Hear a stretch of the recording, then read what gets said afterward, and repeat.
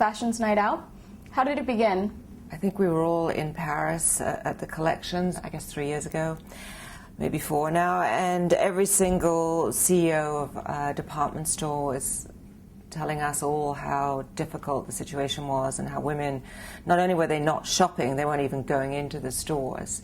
And I'd always been extremely fascinated by the French Nuit Blanche, which is a weekend that they have in Paris where they keep all the museums open until dawn. So you can go and hang out in Versailles in the middle of the night and watch the sun come up. And I always thought that that was the most extraordinary gift to people in Paris, and I'd always wanted to try and recreate something like that in the States. So we all got together, every single editor-in-chief of the International Vogues, and we talked about the idea of doing something similar but for shopping. You know, this was a completely group effort. You know, it's very, very easy, frankly, to have an idea, but it's all about the execution.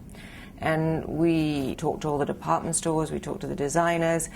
We decided that maybe staying up all night was a little bit over-ambitious, and that we would do it to 11 or midnight, but we would do it on exactly the same night all over the world, wherever we published a Vogue. And the response to it was really overwhelming. I mean, every designer turned up that night and did wonderful things, from card tricks to teaching customers how to walk the runway. Justin Timberlake created complete crowd control situation in Saks. Bette Midler and Barbara Walters and Sarah Jessica Parker sang with Oscar de la Renta, and this was happening not only in Manhattan but all over the world. And after that there was a wonderful boomerang effect, so the stores were thrilled, there was a positive feeling coming out of it, and to be honest, we started off thinking it would just be a one-night affair, but immediately we were asked to do it again. I just love fashion.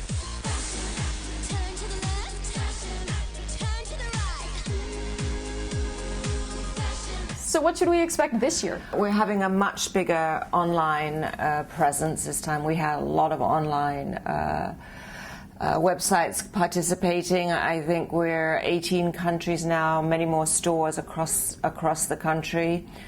We're staggering it a little bit because the logistics of doing it all on the same night all over the world was a little bit difficult, and particularly for my colleagues in Japan, we're actually moving it to November, the first weekend in November, so all of the international editors-in-chief can go to Tokyo to support Japan, because obviously they had the most frightful year, and we wanted to do something very special to help the Japanese. So we'll all be there, we'll be having a big dinner, we'll all be going out to different stores in Tokyo and selling whatever they put in front of us or signing whatever they put in front of us. So, you know, there is also a wonderful philanthropic element to Fashions Night Out.